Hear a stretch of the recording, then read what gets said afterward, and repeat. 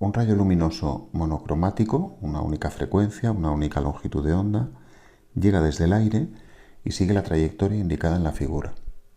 En la figura vemos el aire, debajo vemos el vidrio y en la parte inferior del vidrio vemos un espejo plano. Vemos además un primer rayo que llega al vidrio en este punto de incidencia, que vamos a llamar punto 1. Vemos que parte de la energía rebota regresando al aire. Este será entonces el rayo reflejado en el punto 1 y el resto de la energía penetra en el vidrio. Este será entonces el rayo refractado en el punto 1, que a su vez incide en este punto 2 donde ya está el espejo, por lo que toda la energía se reflejará y este será el rayo reflejado en el punto 2 que llega a la cara superior del vidrio, punto 3, y vemos que se tuerce al pasar al aire, por tanto este será el rayo refractado en ese punto 3. Nos dicen que el espesor del vidrio es 6 centímetros, estos son 6 centímetros, y que los ángulos miden alfa a 60 grados, este es el ángulo alfa, 60 grados, y beta 70, este es el ángulo beta de 70 grados. En el apartado A se nos pide calcular el índice de refracción del vidrio expresando el resultado con 3 decimales. Para aprovechar la información del ángulo alfa a 60 grados, tenemos en cuenta que desde la normal hasta la superficie hay 90 grados, así que este ángulo de aquí, que será el ángulo de reflexión en el punto 1, es 90 menos 60 grados. Pero sabemos que la ley de la reflexión dice que el ángulo de reflexión y el de incidencia coinciden. Así que si este es I1, 30 grados, este también será I1, 30 grados.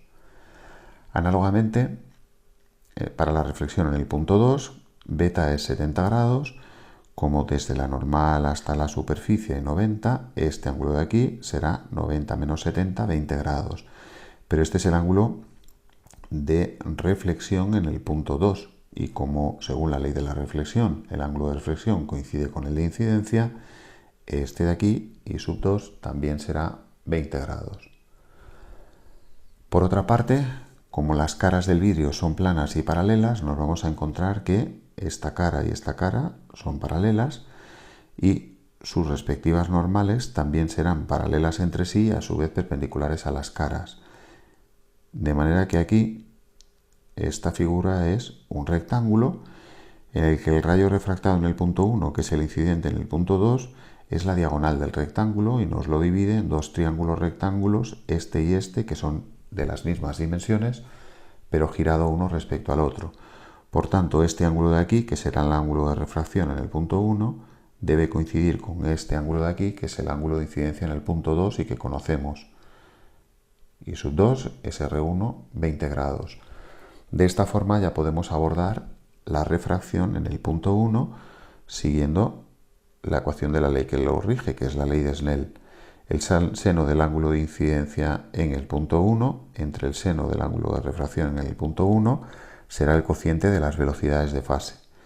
A la derecha, en el numerador, velocidad de las ondas en el medio donde está el ángulo I sub 1, que es el aire y que podemos aproximar a la velocidad de la luz en el vacío. Y en el denominador, la velocidad de fase de esa luz cuando está en el medio donde encontramos el ángulo R1, o sea, en el vidrio. De manera que a la derecha lo que tenemos C entre V vidrio es la definición del índice de refracción del vidrio. Será el seno de I sub 1, que hemos visto es 30 grados, entre el seno de R1, que hemos visto es 20 grados. Con la calculadora en modo sexagesimal obtenemos que el índice de refracción del vidrio es 1,462.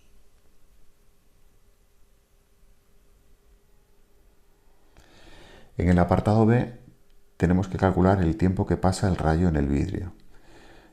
Este es el punto 1, este es el punto 2, este es el espesor del vidrio, H que conocemos, y este es el rayo refractado en el punto 1, que es incidente en el punto 2, y este es el rayo reflejado en el punto 2. Como el ángulo de incidencia en el punto 2 coincide con el ángulo de reflexión, por geometría vemos que estas dos longitudes son iguales. Además, si nos fijamos en este triángulo rectángulo, H representa el cateto contiguo a la hipotenusa para formar el ángulo R1, de manera que hipotenusa por coseno de R1 es el cateto contiguo, que es H, cocoseno, cocontiguo. Si pasamos coseno de R1 dividiendo a la H, podemos encontrar la longitud L. H son 6 centímetros, que pasamos a metros, 0,06 entre el coseno de R1, coseno de 20 grados. L son 6,39 por 10 a la menos 2 metros. Dentro del vidrio, dentro del cristal, la luz avanza con movimiento rectilíneo uniforme y lo hace a una celeridad que vendrá dada, según la definición del índice de refracción del vidrio, por C, velocidad de la luz en el vacío, entre el índice de refracción del vidrio, es decir, 3 por 10 a la 8 entre 1,462, 2,05 por 10 a la 8 metros segundo. Entonces, en ese MRU, en recorrer estos primeros L metros, tardará un tiempo igual al espacio recorrido, L, entre el ritmo con el que se recorre, V en el vidrio, o sea, 6,39 por 10 a la menos 2 entre 2,05 por 10 a la 8, 3,12 por 10 a la menos 10 segundos en recorrer esos L metros. Pero después el rayo recorrerá otros L metros con otro MRU, porque tienen direcciones diferentes, pero será la misma distancia y al mismo ritmo, por lo tanto, empleará el mismo tiempo. Así que dentro del cristal estará el tiempo en recorrer los primeros L metros más el tiempo en recorrer los segundos L metros, es decir, el doble del tiempo calculado antes. 2 por 3,12 por 10 a la menos 10, 6,24 por 10 a la menos 10 segundos, permanecerá el rayo dentro del vidrio. Por último, en el apartado C tenemos que calcular el ángulo límite entre el vidrio y el aire. Sabemos que para que haya ángulo límite los rayos deben acelerarse. Entonces aquí solo habrá ángulo límite si los rayos pasan desde el vidrio hacia el aire, porque si lo hiciesen desde el aire hacia el vidrio se frenarían. Luego gráficamente la definición de ángulo límite será esta. Tenemos un rayo que viene por el vidrio, aquí está el aire, esta es la superficie de separación y esta es la normal. Cuando nuestro rayo llegue con un ángulo de incidencia al que llamamos ángulo límite o ángulo crítico, el rayo refractado irá por la superficie, es decir, el ángulo que formará con la normal será 90 grados.